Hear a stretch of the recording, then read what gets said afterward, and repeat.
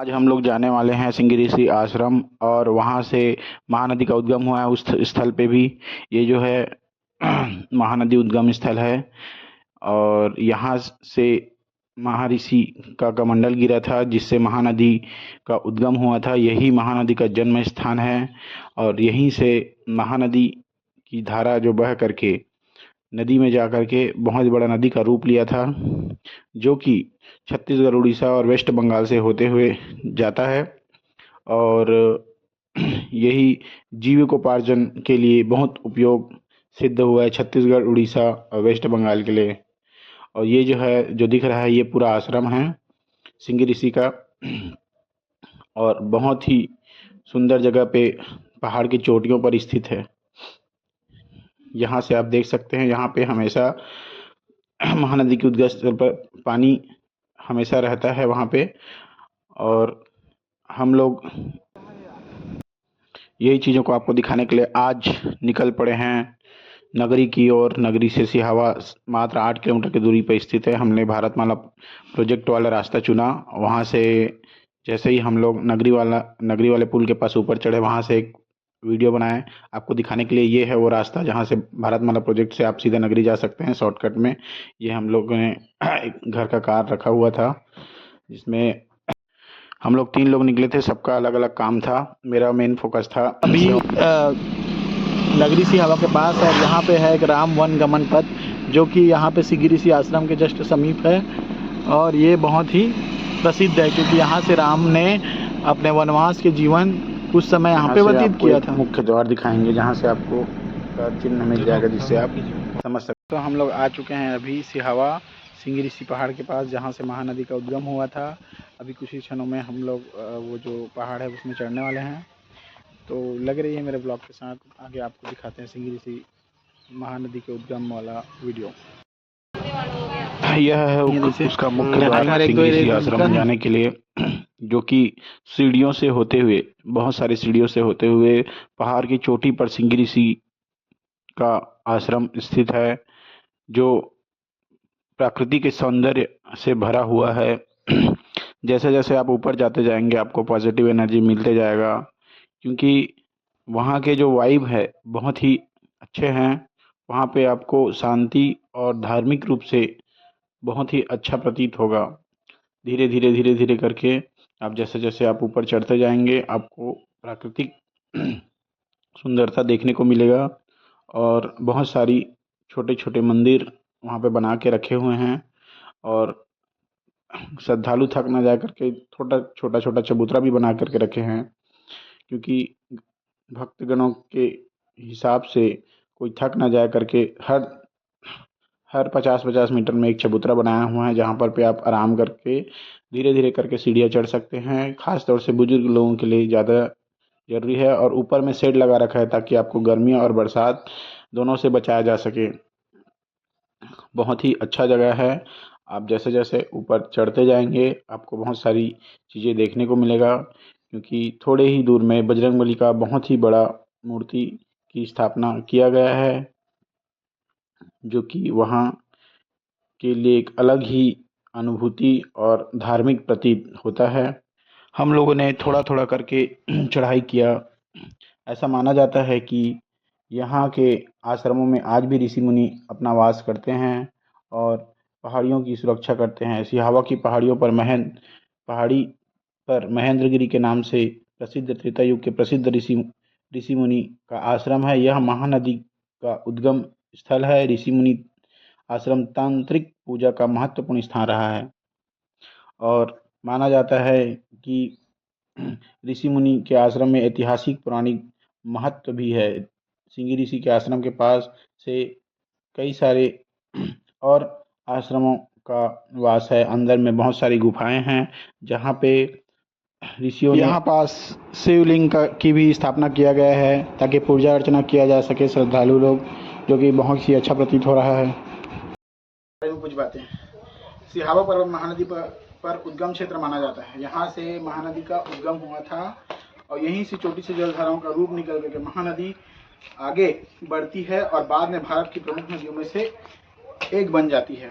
स्थानीय मान्यताओं के आधार पर महानदी के उद्गम से जुड़ी कई पौराणिक कथाएं प्रचलित है। छत्तीसगढ़ सरकार ने सिहावा को पर्यटक स्थल क्षेत्र में शामिल किया है। सिहावा में सप्तऋषियों का आश्रम है। सप्तऋषियों में एक ऋषि श्रृंगी ऋषि के तप में इतनी शक्ति थी कि वह जब चाहे वह इंद्रदेव को प्रसन्न कर बारिश करा सकते थे। ऐसी मान्यता भी है कि श्रृंगी ऋषि के आश्रम स्थल पर ही भगवान राम ने रावण से युद्ध करने की योजना भी बनाई थी। और श्रृंगी ऋषि आश्रम ऐतिहासिक और पौराणिक महत्व है। ऐसी मान्यता है कि श्रृंगी ऋषि ने दशरथ के लिए कामेष्ठी यज्ञ किया था। श्रृंगी ऋषि के द्वारा ही किए गए यज्ञ के माध्यम से दशरथ के पुत्र राम, लक्ष्मण, भरत, शत्रुघ्न पैदा हुए थे। और इन्हीं के तप से श्रृंगी ऋषि के पिता का विभांडक ऋषि था। ऋषि के पिता विभांडक ऋषि ने जब तप किया था तो उस दौरान इंद्रदेव की भी सत्ता हिल गई थी, जिसके बाद इंद्रदेव ने विभांडक ऋषि की तपस्या को भंग करने के लिए उर्वशी नाम की अप्सरा को भेजा था। जिसके बाद अप्सरा उर्वशी और विभांडक ऋषि का विवाह हो गया था। उससे प्रसन्न हुए पुत्र का नाम ऋषि रखा। आखिरी श्रृंगी ऋषि का नाम ऋषि पड़ा। ऐसी मान्यता है कि श्रृंगी ऋषि के सिर पर एक उपहार था जो सिंह के लोक कथाओं के अनुसार जो श्रृंगी ऋषि के शिष्य महानंद के कमंडल से जलधारा निकली थी, जो आगे चल करके महानदी का उद्गम कहलाता है। यह एक धार्मिक कथा है जिसकी भौगोलिक रूप में महानदी उद्गम सिहावा पहाड़ियों को माना जाता है, जो आज श्रृंगी ऋषि के नाम से जाना जाता है। यहीं से महानदी का उद्गम हुआ था। जो महानंद जो शिष्य थे उसके हाथ से कमंडल छूट गया था, वहीं से ये श्रृंगी जो है महानदी बना है। समुद्र तल से 400 से 500 मीटर की ऊंचाई पर स्थित है, जो कि घने जंगलों और प्राकृतिक जल स्रोतों पर घिरा क्षेत्र है। महानदी यहीं से निकल करके छत्तीसगढ़ और उड़ीसा से होते हुए बंगाल की खाड़ी में जाकर के मिलती है। यह जो श्रृंगी ऋषि आश्रम है जो नेचर से भरा हुआ है, प्राकृतिक सौंदर्यता, पहाड़, ये बड़े बड़े चट्टान, ये पेड़ पौधे, ये सीढ़ियाँ, आप सारी चीज़ों को देख सकते हैं कितने ही प्राकृतिक है। तो आगे चलते रहिए, मैं आपको बहुत कुछ दिखाता हूँ। आप देख सकते हैं ये जो सीढ़ी श्रृंगी ऋषि आश्रम तक जाने के लिए बनाया गया है, जो कि बहुत ही सरल दिखता है लेकिन सरल है नहीं, क्योंकि वहाँ पे चढ़ने में बहुत मेहनत लगती है। और आपको किसी धार्मिक स्थल जाने के लिए ये सब चीज़ें करना बहुत ही ज़रूरी होता है, क्योंकि इंडिया में ये सब चीज़ें बड़े बड़े पहाड़ों में ही स्थित होती है। जो श्रृंगी ऋषि जी जो थे वो 7 ऋषियों में सबसे श्रेष्ठ माना जाता था। छत्तीसगढ़ के धमतरी जिले में स्थित सिहावा सप्तऋषियों के नाम से जाना जाता था, लेकिन 7 ऋषियों में सबसे प्रमुख ऋषि श्रृंगी ऋषि को माने गए हैं। श्रृंगी ऋषि के साथ ही अन्य कई ऋषि जैसे अगस्त ऋषि, सरभंग ऋषि, अंगिरा ऋषि, मुचकुंद ऋषि, वाल्मीकि ऋषि और सुतीक्षण ऋषि हुए हैं, लेकिन श्रृंगी ऋषि सबसे प्रसिद्ध थे। और उसके जो प्रसिद्धियाँ थी वहाँ पे उस समय में बहुत ही ज़्यादा सभी तरफ फैला हुआ था। और माना जाता है कि पुरानिक समय में इंद्रदेव को प्रसन्न। हम लोग अभी तक ऊपर की चोटी पे पहुँचे नहीं हैं। श्रृंगी ऋषि जो पहाड़ है वहाँ पे देखो सीढ़ियाँ अभी भी चढ़ ही रहे हैं, बहुत ऊपर है भाई। देखते हो दोस्तों कितने बड़े बड़े चट्टान है यहाँ पे। इस चट्टान के ऊपर ही श्रृंगी ऋषि का जो महानदी का उद्गम स्थल है यहीं से स्थापित हुई है। यही वो धार्मिक जगह है जो मैं बरसों से आना चाहता था। यही वो जगह है, ये है महानदी का उद्गम स्थल। महर्षि के शिष्य महानंद जिसके हाथों से कमंडल गिर गया था, गिरते ही वहाँ पे गड्ढा बन गया था और वह महानदी का उद्गम हुआ। महानंद के नाम से ही महानदी का नाम रखा गया, जो कि आज जीवोपार्जन के लिए छत्तीसगढ़ और उड़ीसा को पानी देते हैं और लोगों के प्यास बुझाते हैं, जल स्तर को मेंटेन रखते हैं। यह वो तपोभूमि है, ऋषियों की तपोभूमि कह सकते हैं, जहाँ पे यह ऋषियों की तपोभूमि है। यहाँ पे ऋषि लोग तप करते थे। यहाँ पे अनेक ऋषि अभी भी विद्यमान हैं, ऐसा कहा जाता है।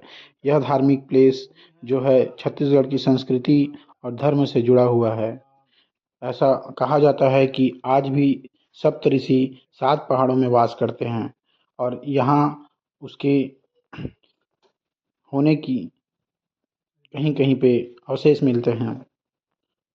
ये जो जगह है प्राकृतिक से भाव विभोर है और जो महानदी का उद्गम स्थल है ये ऐसी जगह पे है जहाँ पर लाखों भक्तगण श्रद्धालु यहाँ पे नदी के उद्गम स्थल को देखने के लिए आते हैं।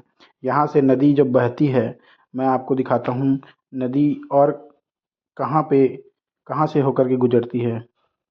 इसके जस्ट पीछे में पहाड़ से आप देखेंगे तो वहाँ पे जो दिख रहा है वह है नदी, जो यहाँ से होते हुए पूरे छत्तीसगढ़, उड़ीसा और बंगाल की खाड़ी में जाकर के मिल जाता है। यहीं से ही जन्म हुआ है महानदी का और यह जो जगह है ऋषियों का तपोवन धाम है। यहाँ पे ऋषियों ने अपना तप किया था और यहाँ पे ही यज्ञ होते थे। ये वो जगह है, बहुत ही पवित्र और धार्मिक है। आप देख सकते हैं इस जगह पे आने से मेरा मन भाव विभोर हो गया। ऐसा लग रहा था मन भक्तिमय हो गया। यहाँ पे पूरा तात्विक जो मूर्तियाँ हैं अभी भी वहाँ पे विद्यमान हैं और अभी भी वहाँ पे कुछ साधु संत रहते हैं। उससे पूछने से पता चला कि यह जो है बहुत ही पुराना जगह है जिसको समय के साथ थोड़ा थोड़ा विकास किया गया।